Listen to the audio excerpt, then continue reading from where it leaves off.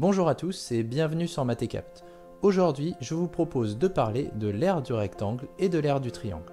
Mais avant cela, faisons quelques rappels. Tout d'abord, c'est quoi une aire? Eh bien, la définition, c'est que l'aire d'une figure est la mesure de sa surface intérieure. Pour mieux comprendre, prenons une figure. Ensuite, regardons sa surface intérieure. Eh bien, son aire, c'est la mesure de cette surface. Mais alors, comment déterminer une aire? Eh bien, nous allons prendre des carrés. Par exemple, un carré de 1 cm sur 1 cm. C'est ce qu'on appellera 1 cm carré.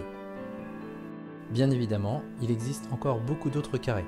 Par exemple, le décimètre carré ou le mètre carré. À présent, nous allons pouvoir déterminer l'aire de notre figure en comptant le nombre de carreaux qui se trouvent à l'intérieur. On obtiendra donc une aire en centimètres carrés. Mais alors, quand a-t-on besoin de calculer une aire? Voyons voir. Si par exemple j'ai besoin d'ensemer un champ de blé, eh bien j'aurai besoin de connaître son aire. Si je veux connaître la surface habitable d'une maison, eh bien j'aurai besoin de calculer l'aire de chaque pièce. Si je veux peindre la façade d'une maison, par exemple ici le pignon de la maison avec une forme triangulaire, eh bien j'aurai besoin de connaître son aire. Dans tous les cas, la formule de l'aire du rectangle et celle du triangle me seront d'une très grande utilité. Allez, c'est parti!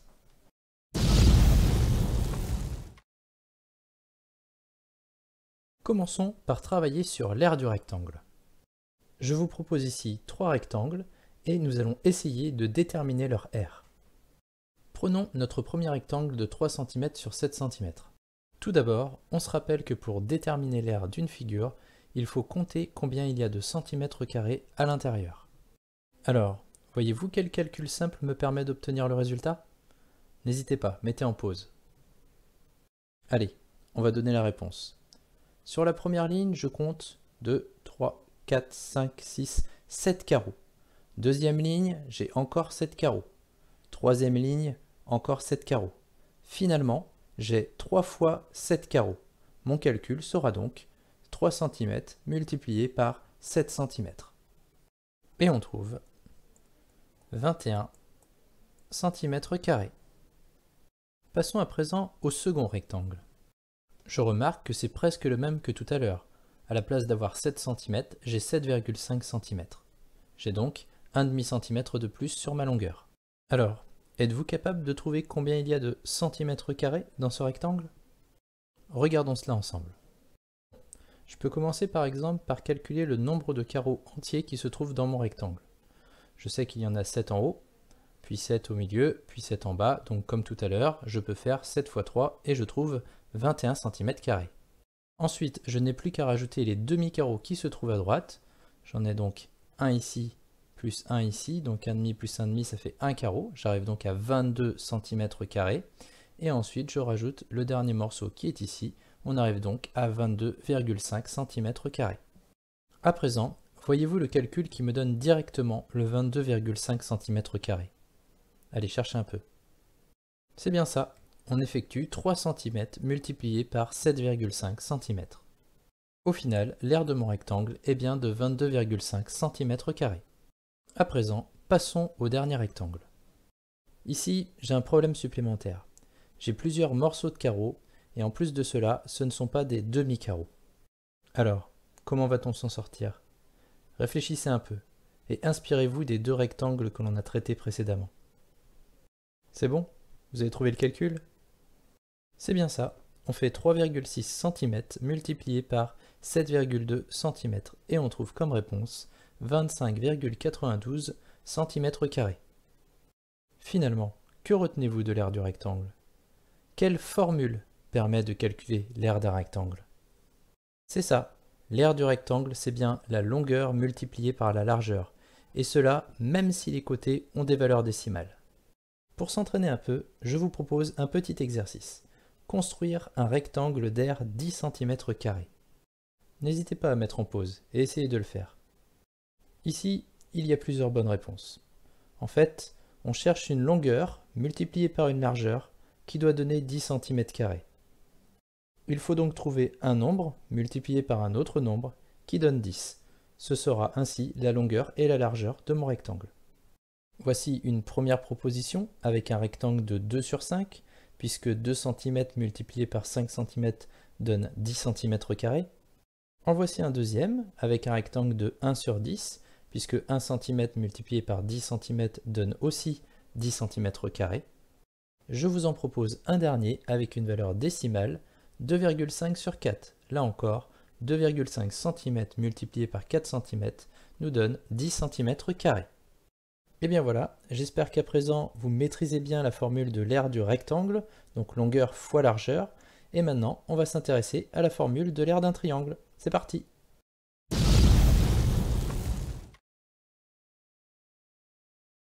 Alors ici je vous propose 4 triangles.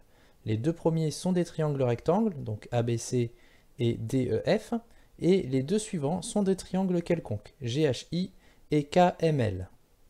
Comme vous pouvez le constater, ici il n'y a pas de quadrillage. Il va donc falloir trouver une autre méthode que du comptage. En fait ici, cela n'a pas beaucoup d'importance, puisqu'à présent nous maîtrisons la formule de l'aire du rectangle. C'est pour cela que dans chaque cas, nous allons essayer de nous ramener au calcul de l'aire d'un rectangle. Commençons par le triangle ABC. Allons-y. Regardez bien ma figure. Comment pourrait-on se ramener à un rectangle par rapport à ce triangle rectangle? Eh bien c'est tout simple, j'ai juste à construire mon rectangle par-dessus mon triangle rectangle. À présent, quel calcul va me permettre de trouver l'aire de ce rectangle? Allez, cherchez un peu. On va utiliser notre formule longueur fois largeur. On obtient donc 4,5 cm multiplié par 2,8 cm. Cependant, moi je ne veux pas l'aire de tout le rectangle, je veux simplement l'aire du triangle ABC qui se trouve à l'intérieur. Voyez-vous comment faire pour l'obtenir? N'hésitez pas à mettre en pause, c'est un moment important à comprendre. Bien sûr, l'aire du triangle représente la moitié de l'aire du rectangle. Pour obtenir l'aire du triangle, je dois donc diviser mon résultat par 2. On obtient alors 6,3 cm². Passons ensuite au triangle DEF. Ici, je pense que vous avez compris. Prenez le temps de chercher par vous-même, ne vous pressez pas, mettez pause. Nous allons procéder comme précédemment. Nous allons construire un rectangle, puis diviser par 2 l'aire du rectangle pour obtenir l'aire du triangle rectangle. Allez, allons-y. Voici donc mon calcul, 5,6 cm, donc la longueur, multiplié par 3,3 cm la largeur, ainsi j'obtiens l'aire du rectangle, et ensuite je divise par 2 pour obtenir l'aire de mon triangle rectangle. Nous trouvons 9,24 cm². Passons au triangle quelconque, et commençons par le triangle GHI. Observons notre triangle. Là encore, on va essayer de construire un rectangle dont l'aire sera le double de l'aire du triangle en question. Alors, voyez-vous comment réaliser un tel rectangle? Mettez en pause et prenez votre temps pour chercher un peu. Voilà le rectangle que je vous propose. Alors, est-ce que son aire est égal au double de celui du triangle? Observons bien notre figure. Regardez la partie gauche. Nous avons deux triangles, un triangle marron et un triangle blanc. Je les ai tous les deux numérotés avec un chiffre 1, puisque leur aire est égale. Ce sont les mêmes triangles, mais tournés d'une manière différente. À présent, regardons la partie de droite. Là encore, nous avons deux triangles rectangles, un marron et un blanc. Là encore, ils ont la même aire. À présent, on se rend bien compte que l'aire du triangle fait la moitié de l'aire du rectangle. Commençons donc par déterminer l'aire de mon rectangle.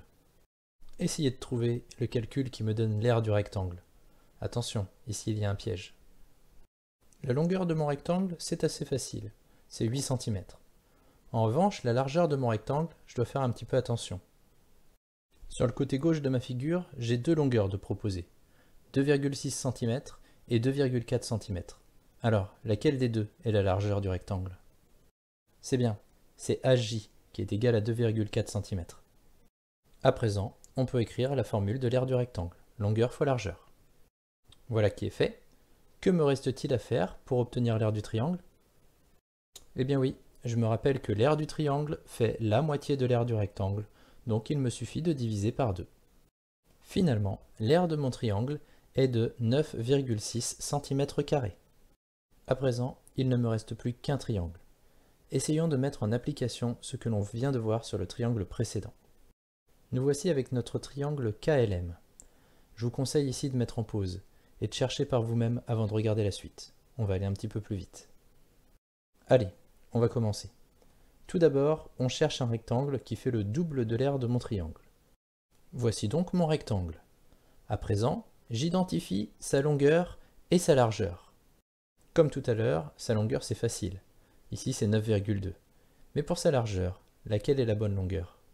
C'est ça, c'est la longueur NM qui fait 2,1 cm. Il me reste à écrire la formule de l'aire du rectangle que je vais ensuite diviser par 2 pour obtenir l'aire de mon triangle. Voici mon calcul, 9,2 cm multiplié par 2,1 cm, le tout divisé par 2 et on trouve 9,66 cm². Et bien voilà, nous avons terminé avec nos 4 triangles. Essayons à partir de là de dégager une formule qui permettrait de calculer l'aire d'un triangle dans le cas général. Je vais d'abord retirer tous les tracés superflus. Et à présent, je vais mettre en couleur les longueurs qui m'ont été utiles pour faire mes calculs. Voilà qui est fait. Tout d'abord, j'ai repassé en bleu l'un des côtés du triangle qui m'a servi dans mon calcul de l'aire du triangle. C'est ce qu'on appelle une base du triangle. Ensuite, j'ai tracé en rouge la hauteur relative à la base bleue. Ce qu'il faut bien comprendre, c'est que la hauteur et la base sont toujours perpendiculaires l'une avec l'autre. Elles représentent chacune la longueur et la largeur du rectangle qui nous a servi à calculer l'aire du triangle. Au final, voyez-vous la formule à retenir pour l'aire du triangle avec la base et la hauteur? Mettez en pause, c'est important. Il faut trouver la formule par vous-même, ainsi vous la retiendrez plus longtemps. J'espère que vous avez trouvé. Allez, je vous la donne. Voici la formule, c'est base multiplié par hauteur et divisé par 2. Et bien voilà, c'est terminé. N'hésitez pas à me mettre un petit pouce bleu si vous avez aimé la vidéo. N'oubliez pas que pour progresser en maths, il ne faut pas faire que regarder mais s'entraîner. Et je vous dis à très bientôt sur Math & Capt.